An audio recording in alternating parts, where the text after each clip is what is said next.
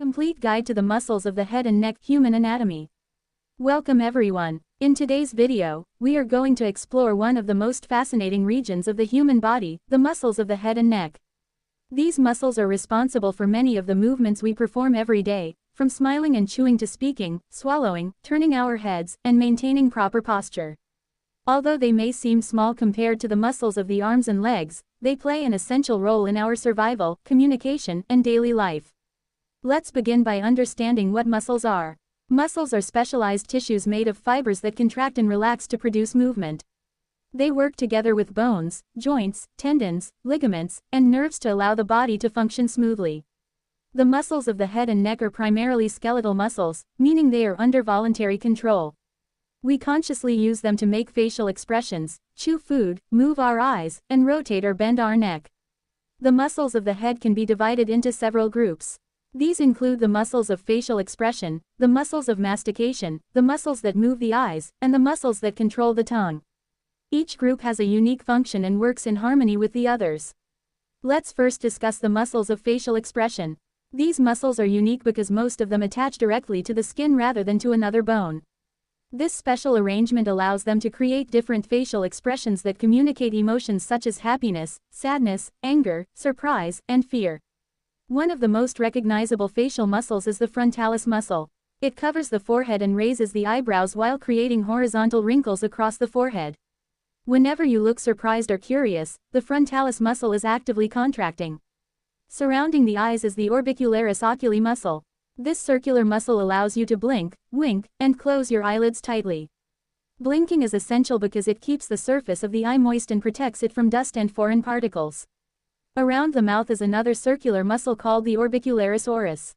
It controls the movements of the lips and allows you to speak clearly, whistle, kiss, and drink through a straw. It is constantly active during speech and eating. The Zygomaticus major and Zygomaticus minor muscles extend from the cheekbones to the corners of the mouth. These muscles pull the mouth upward when you smile. They are often called the smiling muscles because they create one of the most recognizable human expressions.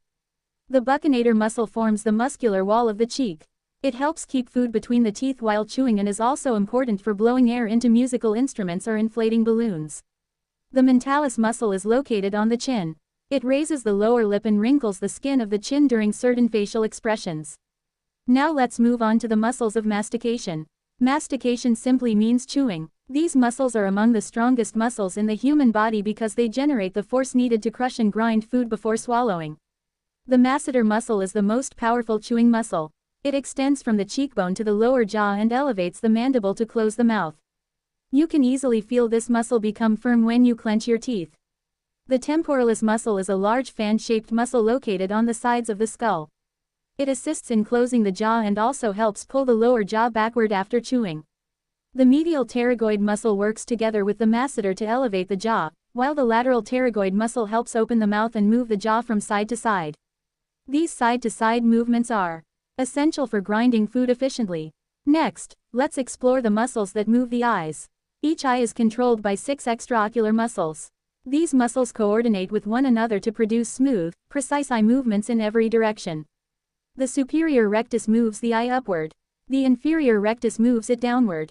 The medial rectus turns the eye toward the nose, while the lateral rectus turns it outward. The superior oblique and inferior oblique muscles rotate the eye and assist with complex movements that allow us to track moving objects accurately. These muscles respond almost instantly to signals from the brain, allowing us to read, drive, play sports, and observe our surroundings without consciously thinking about eye movement. The tongue is another muscular structure located in the head. It consists of intrinsic muscles, which change the shape of the tongue, and extrinsic muscles, which move the tongue in different directions. These muscles are essential for speaking, chewing, swallowing, and tasting food. Without proper tongue movement, clear speech and safe swallowing would be impossible. Now let's focus on the muscles of the neck. The neck connects the head to the rest of the body while protecting vital structures such as the spinal cord, major blood vessels, and the airway. The muscles of the neck support the head, stabilize posture, and allow movements in multiple directions.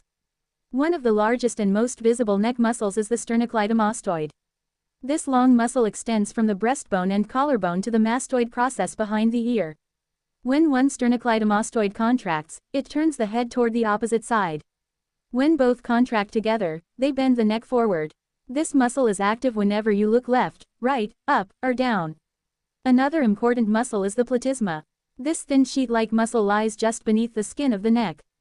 It helps lower the jaw and tighten the skin of the neck during certain facial expressions.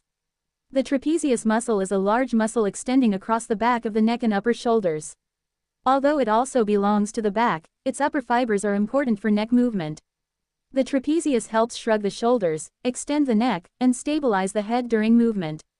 Deep within the neck are several smaller muscles known as the scalene muscles. These muscles help bend the neck sideways and also assist in breathing by lifting the first and second ribs during deep inhalation. The levator scapulae muscle connects the neck to the shoulder blade. It elevates the shoulder and assists in bending the neck toward the same side. Beneath the jaw are the supraoid muscles. These muscles elevate the hyoid bone and assist in swallowing and speaking. Below the hyoid bone are the infraoid muscles, which stabilize the hyoid and larynx during swallowing and speech. The coordination between these muscles is remarkable.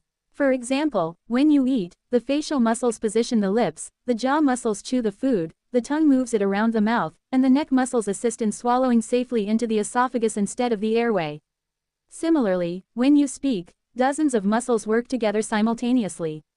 The tongue shapes sounds, the lips form words, the facial muscles express emotion, and the neck muscles stabilize the head while the larynx produces the voice. Healthy head and neck muscles are essential for everyday life. Poor posture, excessive screen time, stress, and muscle strain can lead to neck pain, headaches, and muscle stiffness.